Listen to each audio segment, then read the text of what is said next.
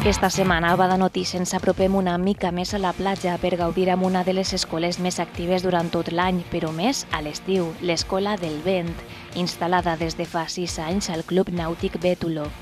Allà ens trobem amb el seu director, Ferran Recasens, i ens explica en què consisteix aquest tipus d'escola. El que oferim aquí a l'Escola del Vent, diguéssim, són cursos, esplais, campus, ¿vale?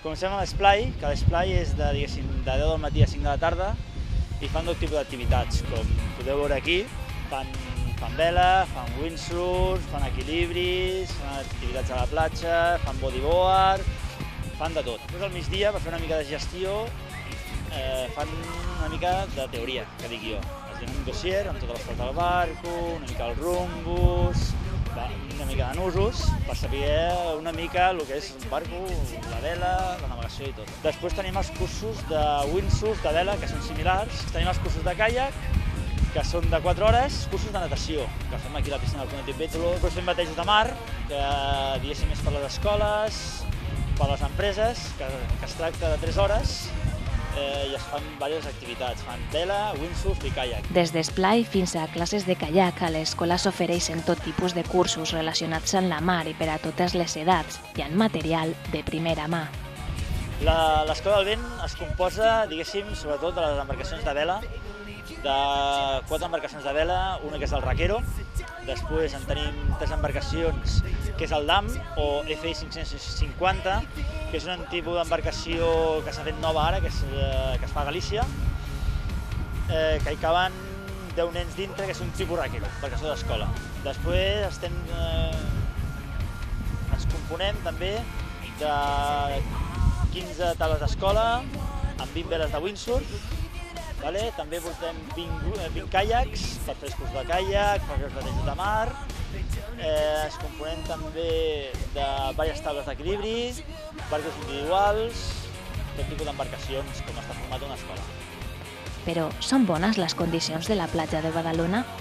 En Ferran ens explica les virtuts d'una platja com aquesta per gaudir de la pràctica d'aquests esports. Com podem veure avui, hi ha molts de windsurf a l'aigua, format per, diguéssim, la gent ve pel vent, que hi ha més o menys uns 25 nusos, i aquest vent és el que ve de Barcelona cap a Badalona, que es diu el Garbí, que la majoria de vegades, que és el vent típic d'aquí a Badalona, que és com un tèrmic.